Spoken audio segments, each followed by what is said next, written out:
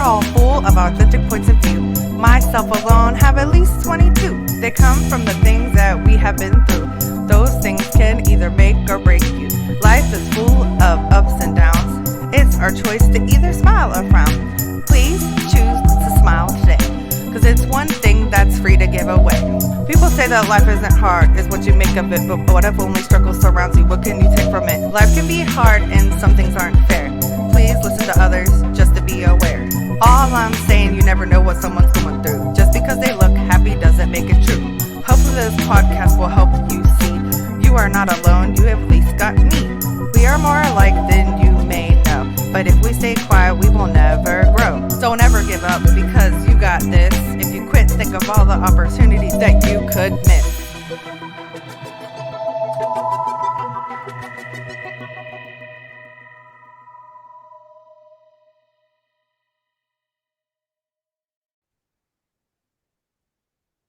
Hey, everybody, and welcome to Authentic Points of View.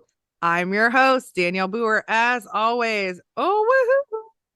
So, I changed the octave of this woohoo. Today's guest is exciting. He is unique because I don't think I've ever interviewed anybody with his skill set. So I'm excited to learn. Everybody knows I love to learn.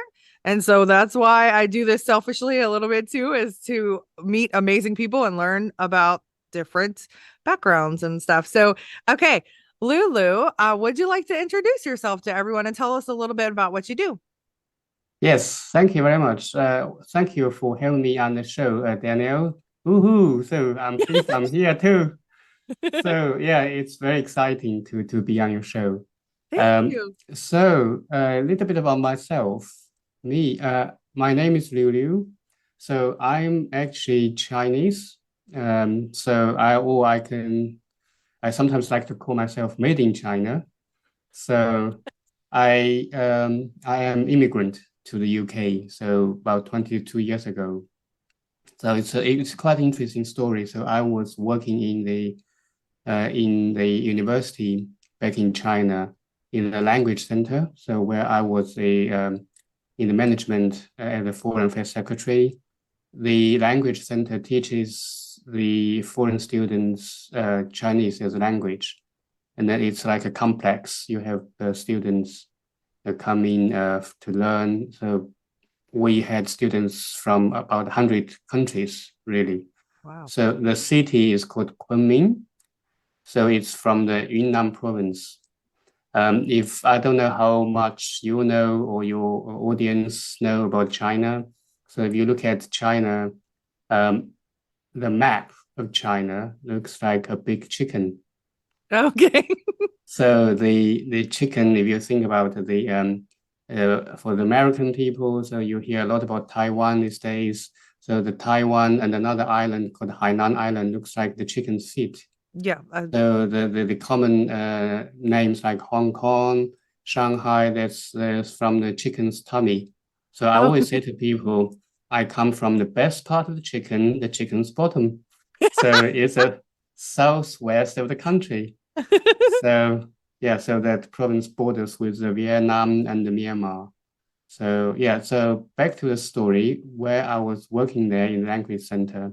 So that's my first exposure to these international people and the cross-cultural working. So where I met my wife, she's from the UK. Awesome. She came there and did nearly 3 years study and working there. So we got married. We lived in Thailand for a year, and then we came to the UK. So I had to build a career from scratch all over again. So when I came to the UK, everything seems to be just reset to zero. So whatever I had and have done in China doesn't count anymore. As an immigrant, you just have to start from scratch. So keep the long story short. So I worked my way up from the post room or the mail room in the US, it's called, in the organization I'm working now, all the way to the current level 2 senior manager in the organization. It is a Wow. international organization. We work in 50 countries. It's a humanitarian organization. So now I'm leading a cross-country team working in these 50 countries. So it's quite a journey. It's quite a journey. Wow. I just want to say that that's a beautiful story and that's awesome. And I'm so proud of you for Thank being, you. you're welcome. Like so well adjusted and you just adapt to whatever like a chameleon. I think I mean, that's amazing. So wow. Was it now? I know China. I don't know. I That's amazing story. Thank you for telling us about the chicken. I love it. And the chicken's bottom. But I know that China is very populated. Like there's a lot of people in Yeah. China. So how did you adjust from living in because Thailand is very small, right? Is that so? Yeah, How did you? relatively. Yeah. So what was the like change that you had to make um or was it easier to go from very populated China to Thailand? Yeah. So this journey of moving, leaving China and come to the UK, stop over in Thailand, actually forms part of not just my life story, but also contributed towards what I'm doing now. So it's all about cross-cultural living and cross-cultural working. So like you say, China is very populated. It's not just population, but also China is called a quite group culture, if you like. So people live in connected in a lot of social groups. So you are one of the group. You're one member of the group. So while Thailand similarly, because of Asian culture, but population-wise, a bit less. And then when I came to the UK, it's the polar opposite. Almost, it's like the Anglo-Saxon culture Yes. is quite individual culture, and the UK is a island country. And I remember the first impression I had when I landed, I was like, "Where are the people?" Because they, because in China, it's like you are shoulder to shoulder with people Yeah. everywhere you go. And then when I landed here in the town I'm living now, I was wondering, so where are the people? And then as the years goes by, and then later on when I went back to China to visit, and then I was like, where do they all come from? So it's this constant shift and change. So I learned to like you said, the chameleon is the right word, if you like. It's about adaptability. So the work I do, because my day job, if you like, I work with people in 50 countries. I personally have traveled to over 30 of them to Wow. carry out like managing project, monitoring, delivering training, and various other tasks. So that's what really build up my experience and my knowledge and learning about how to work cross culturally. Yeah, so it is exciting and sometimes can be hairy as well, and it's everything I suppose, like you said, had its ups and downs and had its double edges. So I remember one year, I just traveled too much at one point. I think on average, I used to do 5, 6 trips a year to different Wow. countries. And it's a huge adjustment to you mentally. And then I remember very clearly the one once, I don't remember the year, but I remember that night. I woke up um, in a hotel in the capital city of Mali, West African country, Bamako. So I woke up in the middle of the night in a hotel, and my mind just went wandering, thinking, asking myself, which country am I in? Oh So I wow. thought that's quite a moment. So actually, maybe I need to slow down a little bit. Yeah, but yeah, all of this really made me aware and learned how to work with people from different countries, different cultural backgrounds. Yeah. That's amazing.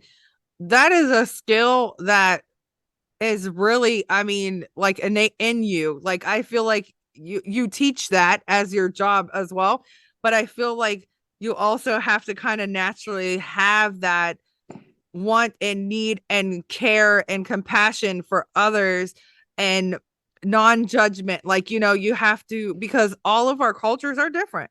And Yeah. so how is your circadian rhythm? Like, how do you sleep when you're going through all these time zones and countries and traveling hours? And I know Africa from us, certain countries. I actually dated a guy that was from Ghana. Uh-huh. And I lived in Maryland, though, so United States. So you're closer, I believe. But it was like a 13-hour flight, but that wasn't even Sure. nonstop. Like he had to stop. And so Yeah. how's your body like even adjust or adapt to this? Like, how do you get used to it?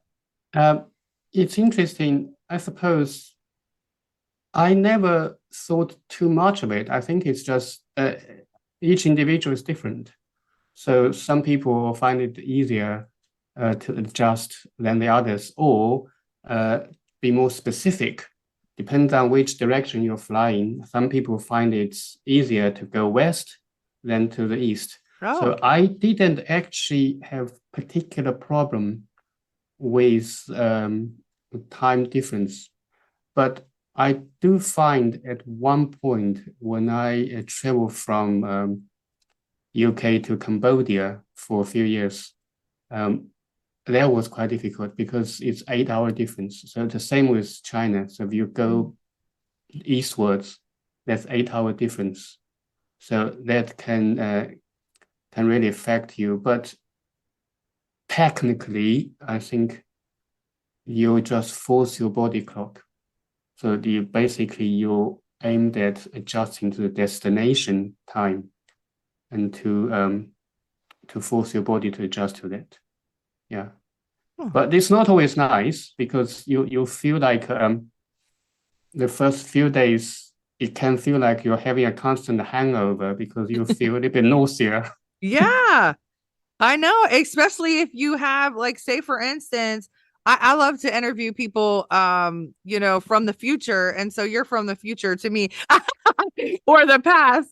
And so I love it. It's so fun. But the like I interviewed somebody from Australia. Oh Yeah, my gosh. Like even trying to schedule the interview was so difficult because yeah, where he because it's was, it was 14 hours ahead or that's right, and that's right. so I was like I wasn't even traveling, but I still Yeah, had a hard time yeah, trying to figure it out. But that's why I said you're like a chameleon, because not only do you learn, how to communicate, you're helping everybody strengthen their skills and their communications, everything, but you are physically going there into all these places and having to adapt and adjust to their world. Like it's not just like a Zoom call, like you're in the UK, I'm here. yeah, You're that's not in right. Atlanta. I know that if you came to Atlanta area, that would be different.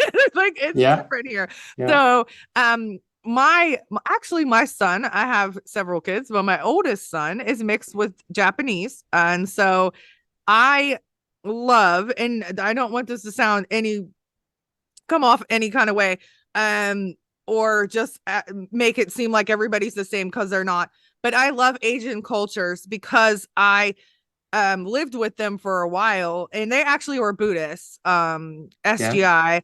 And so everybody would come and chant with them in their scroll and everything. And so they had all these, and they celebrated the Chinese New Year. They celebrated all those things together, and we would have rice cakes with the different women. It was so mm, fun. But anyways, so just how intelligent everybody was. And the sad part was is that his grandmother actually, I think at 14 years old, snuck on a boat from Tokyo, like I mean on her own, yeah, which is amazing and brave in itself. And she just, like, she passed away a few years ago, and I was very close with her.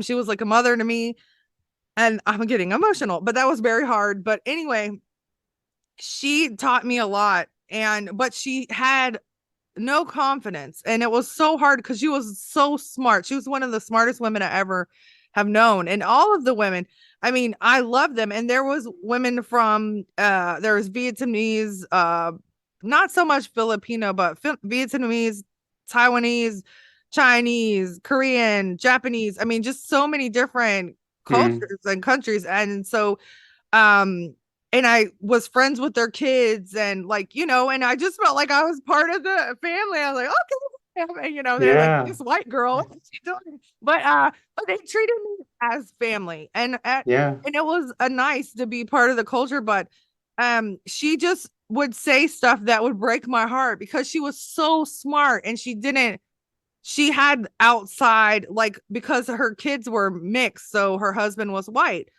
And Mm. so unfortunately, people are cruel. And so she would say stuff like, I don't know, I'm stupid, I'm Japanese. And I'm like, no, you're not stupid. You are Mm. intelligent. You knew no English at all.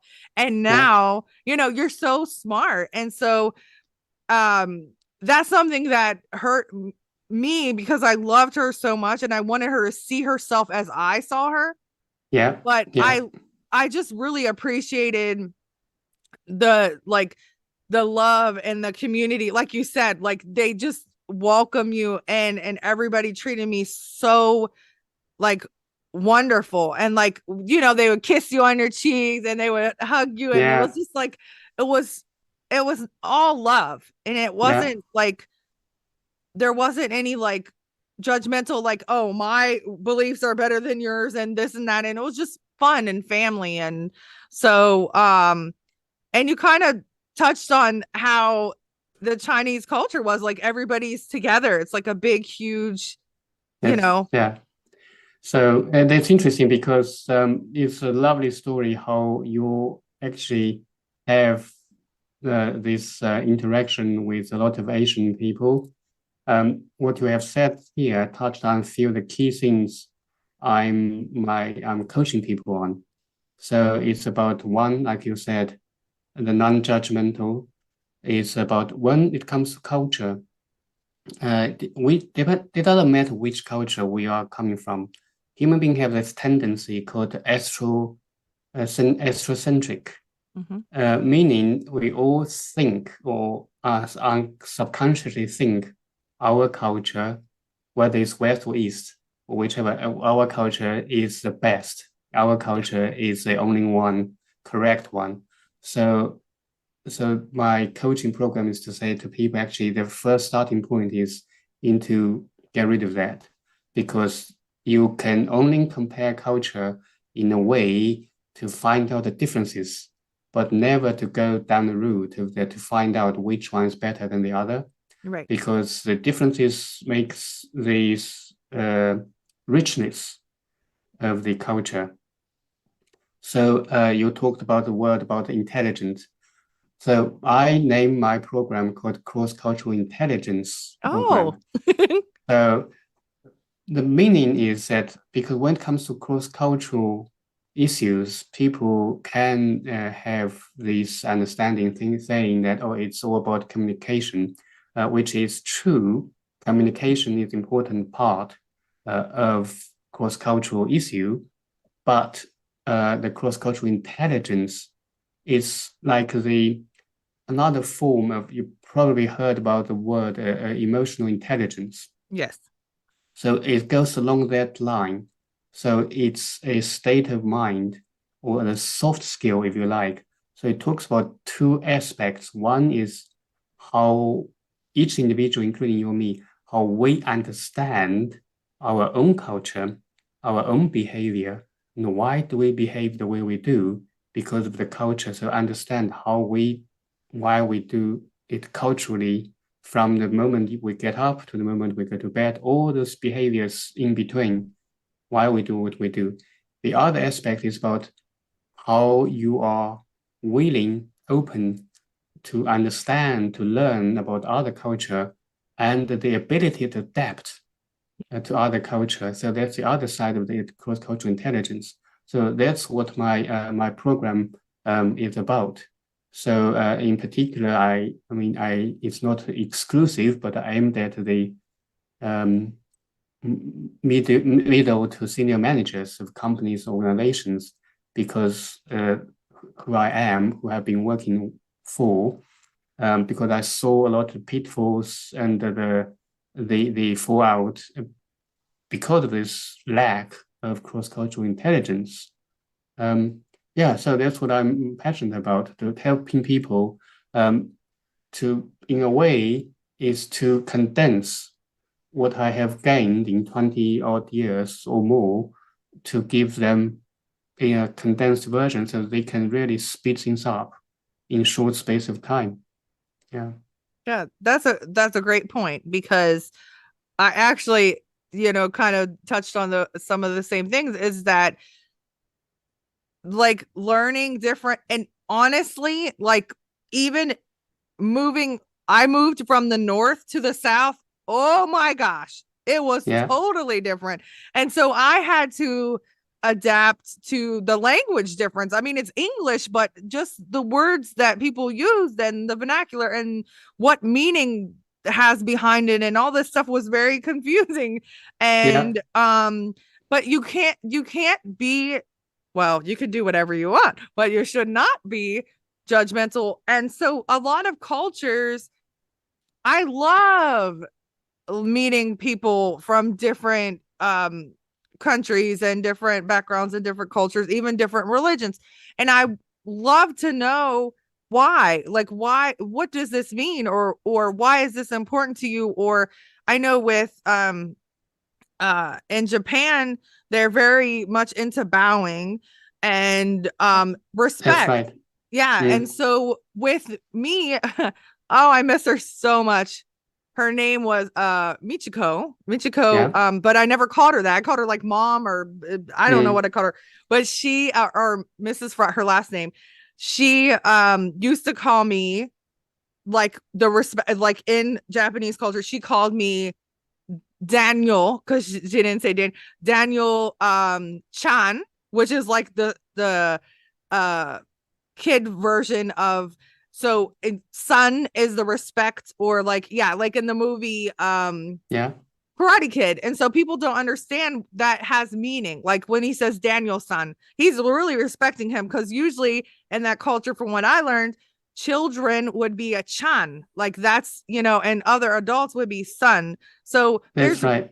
it's really amazing that if you're not open-minded, I Yeah. never thought of it the way that you teach it, is that you can really um hurt your business greatly because you can be really dividing or not getting the clients or relationships with so many people if you are being closed-minded or you're not really inviting or like not communicating the right way. But if you have a fixed mindset, Yeah. you're not going to go that far if that's your goal is to have other cultures involved. So that's awesome. Absolutely.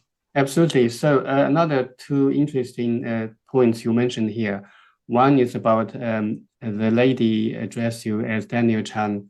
So in Japanese and similarly in Chinese, there is in some other language, there's thing called the polite form.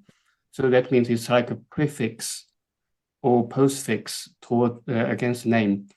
It's a it's both a respect, but as well as it's a social identifier Mhm. to play to for people to know where you are at in the social hierarchy. Oh, So, for example, in Chinese, the language itself, in English, you only have the word cousin, right? yeah. So then you have to explain to people it's from my father's side, from mom's side.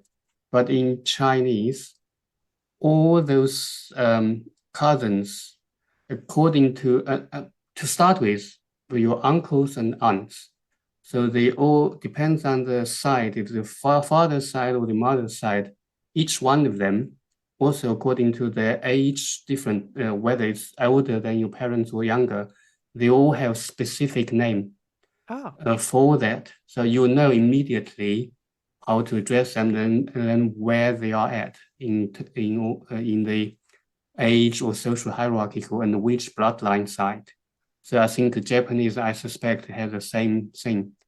So the other thing you said about make or break for business is absolutely true. Um, one example is it actually happened last week. One of my staff, she needs to collect some flight data because I work on the environment issue. And then she approached all the different regions. We have 6 regions, 50 countries divided. She Wow. approached all of them to ask for flight data because she's grown up in Costa Rica, Mm, but she's a German descendant, so her approach is very German. So she has just went straight into the so-called task-oriented approach. Nobody or very few people replied to her email. So and then when she told me that, I immediately knew what went wrong. So and said, let me work with you on this.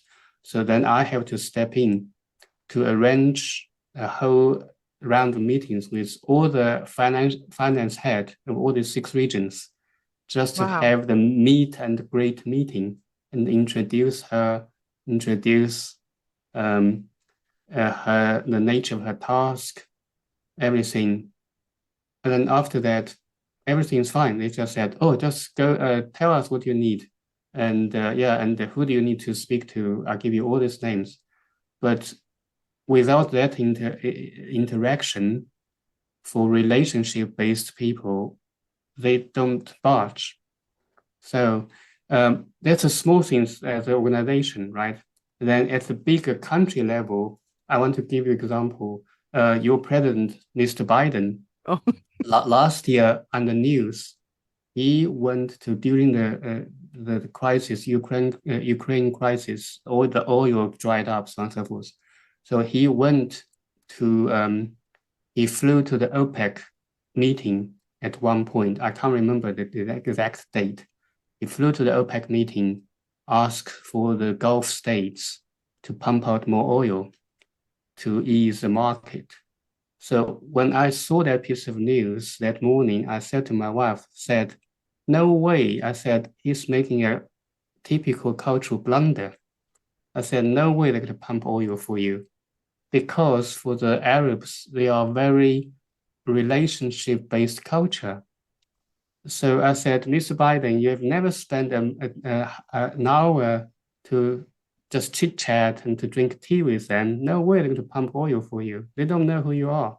right. So they might respect you as Mr. President, but they don't know who you are as a person. So that's the kind of at a bigger level example. So yeah, so how the understanding of culture would really make a difference. Yeah. Oh, wow. Yes, absolutely. I just want to tell a quick story about what I saw, and this is in the United States. Okay. Yeah. So um, oh my goodness, Senator Warnock. So I'm not from, I said I'm from here. Haha. I live in Georgia. I actually was born in Hawaii. I lived in Germany twice. My dad was in the military, so I love culture. I would live in Germany if I was allowed. Ah, You have to take a lot of interesting. tests. Yeah, Yeah, which is my wife is actually half German. Her mom is from Germany, so I have a quite interesting yay. cross-cultural experience myself. I Yeah, love it. What part of Germany? her mom is from Nuremberg, Okay. near South Bavaria. Yeah. Awesome. I love Bavaria. It is gorgeous. Have you been? Oh yes, we used to drive there for holiday for like 15, 16 times each year. It's so beautiful. I absolutely miss it so much. I haven't been back since I was a kid, and it like made me so sad. We had to leave Germany a little early because my dad was a chief warrant officer and he had to go to school in Arizona. And but Yeah. anyway, so I my dad still lives in Maryland. He was stationed in Fort Meade twice, and then I moved to Ohio, and then I moved here. But so in the Atlanta area, Senator Warnock, he is a pastor. And so I just saw this video of Biden, President Biden, to church with him. Sorry, I'm sorry. It's very funny to me. The I don't know. Like the title says, like Joe Biden's first time in a black church, but it's hilarious because he didn't know what to do and he was standing there like this. And he put his hands up like he didn't know what to do. And like, oh my gosh, that's what you don't do. Like you should clap or like, something. But he was just standing there like so shocked, like Yeah. because they sing, there's lots of drums, it's fun and Yeah. and Very upbeat. charismatic, the black church. Yeah. And he's just like, oh my, it was a culture shock for him. But anyway, so that was funny.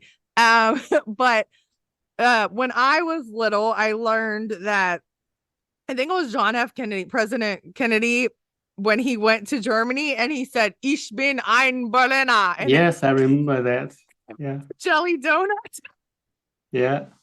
You are not a jelly donut. You're a person. So, but it's just funny that those things absolutely, like you said, senior managers and whatever, that's important because when you're dealing with different communities and cultures, and I got told a story when I was little that I didn't understand what it was, and I was like, what? So we lived in Germany, and so England is very close, and some of the people were dual based. My dad was dual based. I think he was also based in Netherlands.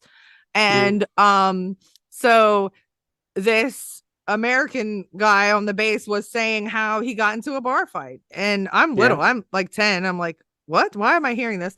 Uh, but I guess the um uh a British guy asked him for a cigarette, which is a word that is offensive in the United States. And he thought he was calling him a name and he like beat him up. I'm like, what?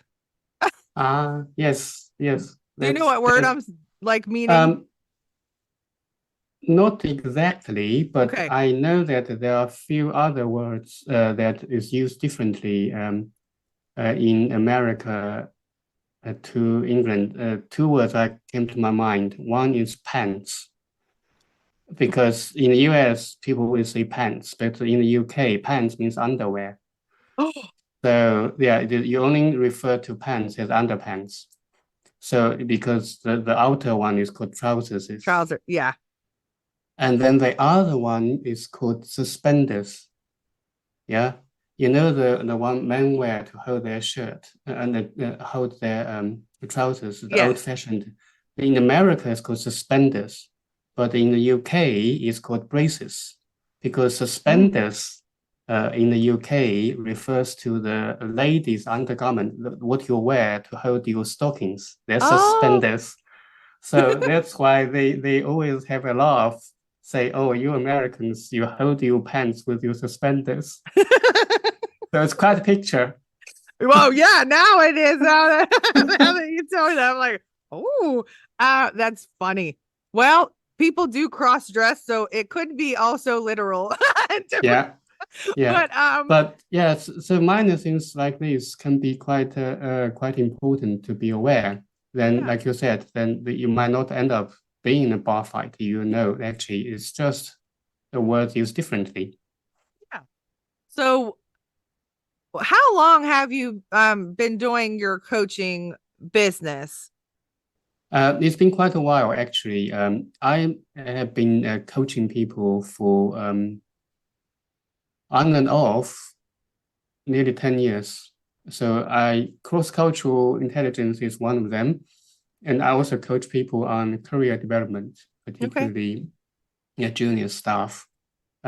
So this particular program, it's been going on for I think since last year, and it's been running in my own organization with two group of people at the moment. So it's a 10-week program. So yeah, we are on week 4 at the moment for these two cohort because of the time difference. We're running one in the morning for people in the UK and in the Asia and Middle East, and then one in the afternoon UK time for people in the UK and people from the American countries. Yeah, so it's going quite well. Yeah. Well, that's wonderful. So, how did you, how long have you been married to your wife, and how did the relationship go when you've been in so many countries? How does she really adjust to that as well? Sure, sure.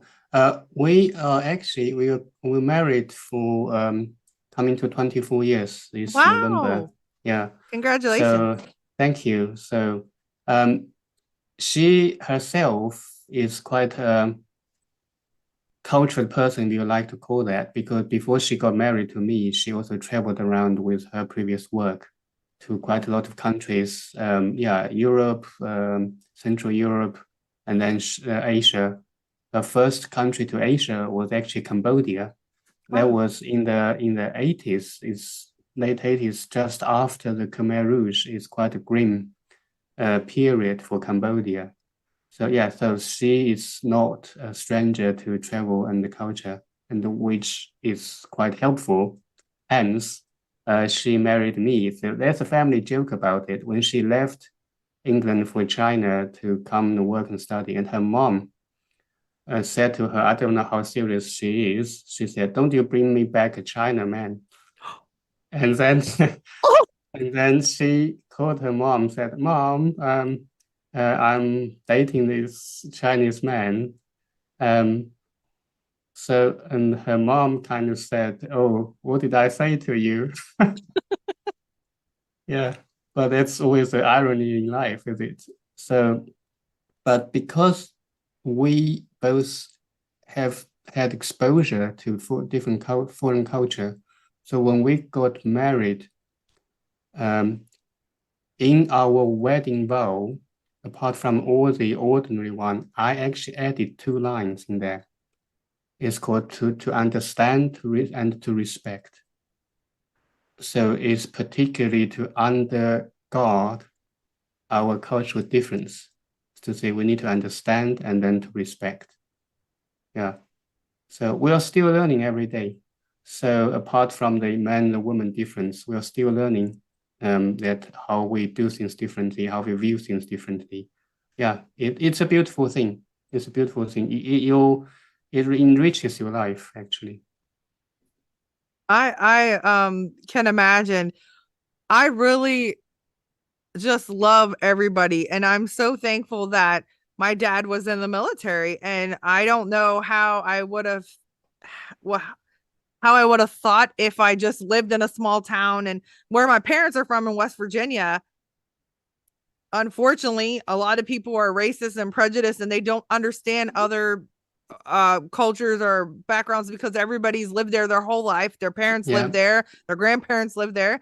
And so it's really I'm just glad that that wasn't my instance. I had to live there a couple times, and I didn't get treated right. My brother didn't get treated right because they were making fun of us and saying that we were acting too whatever and this and that. yeah, So it it really, like, they lacked the understanding, but they didn't want to. Like, you have to want to uh accept and learn about other cultures and people.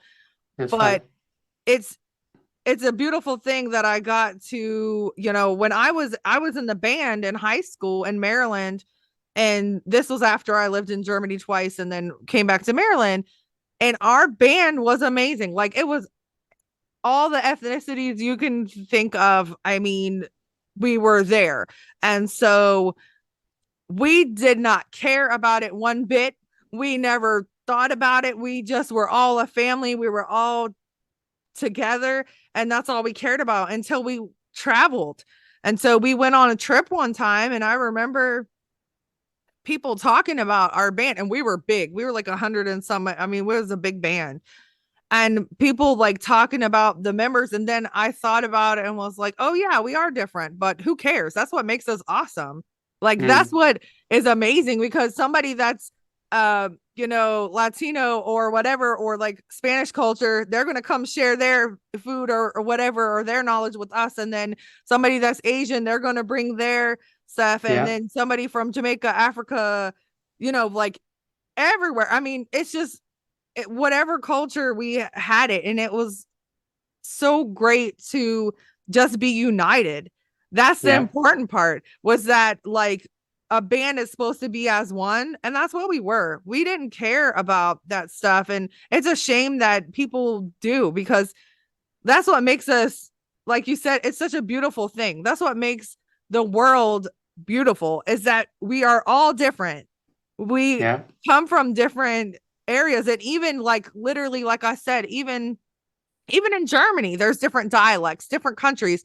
Think about Africa, all the countries in Africa, some were British colonized, some were American colonized, so some, or French colonized and British colonized. So, and Yeah. and they could be neighbors, and one of them learns French as their second language, one learns English, but they Yeah. still, it's still a beautiful thing. And everybody, I don't know. I have a different like um outlook on it and perspective, and I'm glad, Yeah.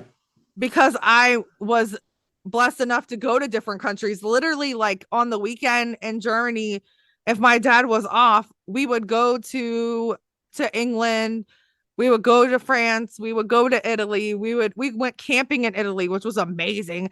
I've Yeah. been to Czech Republic, which my family's actually from there. My grandmother is from there. So I've got Oh, to see different cultures. I got to be a part of it. I got to do glass, like they did the glass blowing and made ornaments and stuff. yeah. And I was the kid that was like, "Oh, dear me," like I wanted to be a part of all the cultures. And like if they're making like the wooden shoes or whatever it was, or stuff with leather, or the glass blowing, like even in Czech Republic, they had all these glass roses and different things. And I wanted to know, wow, why are we doing, like, what does this mean? And then in France, there were a lot of um people from Africa, and they were selling jewelry, Mm. beautiful jewelry, and it had all these like patterns and different prints on them, and people would be judgmental even in my class, or when we were on a trip the one time, and they're like, don't buy that from them. I said, why? I have money, I like it, I'm gonna buy Mm-hmm. it. Like, Yeah. what is the point? Like, so do how do you feel that, I know you said it's not just about communication, it is very important, but what do you think is the biggest, I don't want to say restraint, like the biggest I don't want to say issue. What's the word I'm looking for? What's the biggest thing that a person has, as far as like difficulty, maybe? Yeah, the biggest difficulty that a senior manager might have, that really clashes and loses their Sure. perspective relationship with a person. I don't know. That was a Uh, long way to ask a question. I'm sorry. sure. No, no, not at all. You raised some a few very important issues. I'll answer your question first, and I'll circle back to discuss a little bit of points you raised there. For the senior manager or any manager or manager to be, I would say I actually recently wrote an article in the magazine called "The One Missing Management Tool." Mm, It is about cross-cultural intelligence. So because I think about my journey, I look at other people's journey.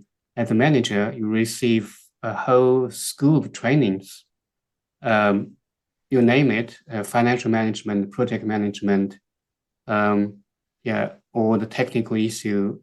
But yet, I haven't heard or seen anybody carry out those cross-cultural intelligence training for managers. So I mean, our organization started doing that because of me. But wow. by and large, people just think I'm a good manager here in say in the States, and I can be a good manager everywhere. Nowadays, there are two scenarios the managers end up in, and one is you in your home country, you were given a team to manage. The team come from different cultural background. The other is you are asked to go to a different country to work there to deliver result. Yeah, that you work in. The third scenario is actually you were sent to another country and you manage a team of cross-cultural people there. So when you are faced with that, so all your conventional management skills will just fall short. uh, like I say, this cross-cultural intelligence is a soft skill, so it's much harder to acquire. So all the other management skills more hard skill. So you kind of there's more set formulas to follow, but this one requires much longer. As to say, it's like you can go to the bookstore buying all those cultural travel books, do's and don'ts in this and that country, and then you read as much as you want, and then you come back to your day-to-day management work. You still don't know actually how does that apply.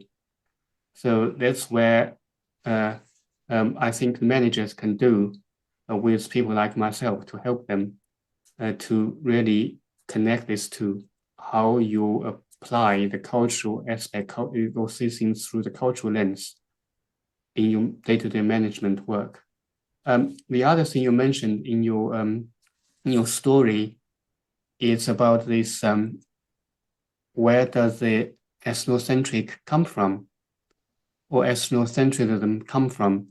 I was in this discussion with my fellows the other day because I belong to this institute called Japan Intercultural Institute, Wow. which is kind of a study body with all the people working in this field. The head is somebody from US. Joseph is from San Diego, from US, but he's been living in Japan for decades now, I suppose. So we actually talked about it in there, and he has done a podcast. So the point is making that is this ethnocentric point of view or cultural bias is actually the taught idea is socially constructed.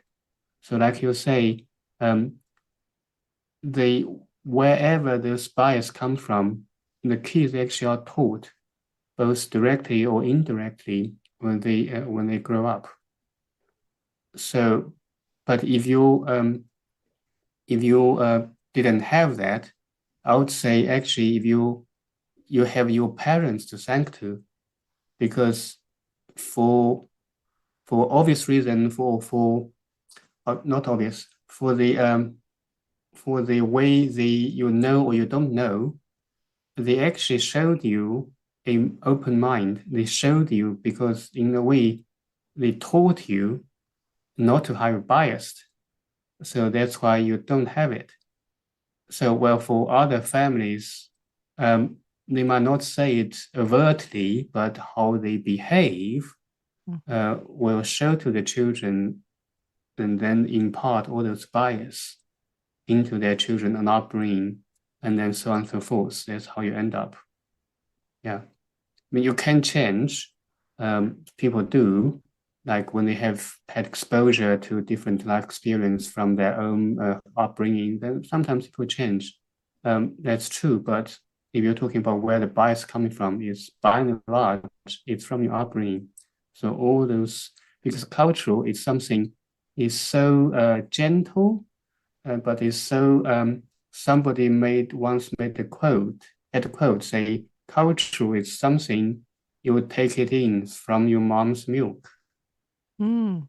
So it's quite subtle. So it's a day-to-day experience forms the culture. Yeah, also it's a culture is also a social system how people conduct themselves and how they treat each other. Wow. Yes. So I love this is so awesome. So you're teaching us a lot of stuff, and it really, even though it's cross cultural, look at me, I can't talk. Cross cultural, but it also again can do with just regular, just talking to anybody, right? Because we should always respect people, no matter Yeah, where they're coming from. We should always listen, because that's yeah, important. yeah, So, and I'm guilty of sometimes people tell me, and I do listen to that, but I'm guilty sometimes of taking something the wrong way.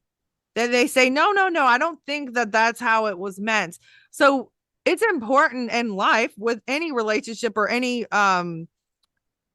friendship or business relationship, anything. that you really should get the understanding. Meaning, if you do not understand, or if you think it's coming off a certain way, clarify. Just Absolutely, absolutely. it's And important to do. absolutely. And also don't forget, use the most powerful tool is your facial expression. So Yes. across the world, our facial expression is most universal. Studies have done to it. So actually, whether you genuinely want to know or you just want to snobbishly kind of, yeah, having a view on things, people can tell. So when you ask, just, yeah, use your facial expression, use your smile. The other point I want to mention is that cross-cultural doesn't always mean cross-country, Mm, because like you said, within one country, very often you would find the regional culture. So that's also a form of cross-culture. And then you have minority groups, people's groups. So they also forms the cross-cultural experience. So yeah, it doesn't always mean cross-country. yeah. You're right. And I've learned that, like I said, when I moved Yeah, like, come and get it. Like what? Because, and it doesn't mean nobody's like trying to be offensive or whatever. Um it's just some things mean something totally different. And yeah. so if you don't clarify, you can offend someone. And even in life, you don't want to ruin a possible great friendship or relationship because you didn't understand, or you said something that is taken a different way and that culture or whatever. So how how would you say, like, if somebody, other than hiring you, of course, as the coach, which would be awesome, but how do people approach a potential uh partnership or merging of the business or whatever with somebody Mm. that is cross cultural or could be in a different country? What's the first step they should take? I think the first step is actually is one is to obviously we mentioned again and again not to make not to be judgmental. So the second is actually do your homework. So you could ask people from that culture you're working with, whether it's within the country or cross country, and ask people to get opinion. So but be aware that don't just ask one person, because if you just ask one person, that person's opinion could carry bias. Yeah. So it's always worth ask several people to triangulate. So do your homework. And the third point is actually it's about naming it. Meaning when you approach your business partner, just name it upfront to say, I'm sorry, I'm aware we are from different part of the country, a different culture, a different part of the country or different countries. Um, we do things differently. So set it, name it as upfront, and to set a rule to say, if we are not clear with each other, can we just clarify and on the principle that we don't mean harm, we don't mean offense, but we really want to make our business work. So if you name it upfront, actually can make things a lot easier rather than you start with all the guesswork and assumption, then you reach a point of a clash or fence. So yeah, these three things could be quite worth thinking about it. Yeah, I think that's really important. How awesome. Thank you so much. So where can we find you? Do you have a website or a coaching site or? Sure, sure. I do have a website. So my website is liuliucoaching.com. So it's spelled as Liu coaching.com. And then you can also find me on LinkedIn. So yeah, that's a place also you can find me. Awesome. So thank you so much. Is there anything else that you want to tell the audience? Anything important that we missed, or something like maybe a tip that you have for them other than something we haven't touched on? Oh yes, I would love to see your success, to see you and your audience to be successful. So I would love to work with you in any shape or form. And of course, if it's coming through from Danielle's podcast, I'll give you a discount. Thank you. That's Yes, so I just awesome. mentioned that I'll give you a discount. And yeah, so I think the last thought is we are just different. We are just different. And there's no right or wrong. And there's no one is better than the other. So yeah, let's think that that's the most fundamental principle when we approach cultural issues. Yes. Thank you. You're right. And that's something important you talked about earlier is that not one culture is better than the other or religion or viewpoint or whatever. Nobody is better than the other. We're just different and unique. And you can honestly just ask somebody nicely. And if you don't understand something, and then maybe you will get an understanding and it will be clear. And it might not ever be clear. You might not ever understand it, but it's still good to treat them. Everybody is a human, everybody deserves respect. And so just listen and just even if you don't agree, oh, okay, thank you for sharing that with me. I really appreciate you explaining it. That's it. Like that's all we need to do. Be kind to each other. It's important. Yeah. So thank you so much, Lulu. No, this thank was you. Awesome. Thank you. I really enjoyed talking to you as well. Thank you. I enjoy talking to you. I hope you have a great day. And I would love to interview you again sometime. Yes, definitely. We can dive into some specific issues deeper. Okay. Thank you for sharing all your knowledge and have a wonderful day. You too. Thank you. you.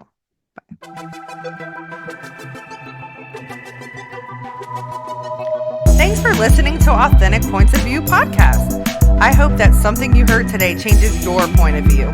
If you would like to share your views, please email me at authenticpointsofview@gmail.com or leave a comment on Facebook at Authentic Points of View podcast. Remember, always be mindful of other people's journeys and have open ears and an open heart.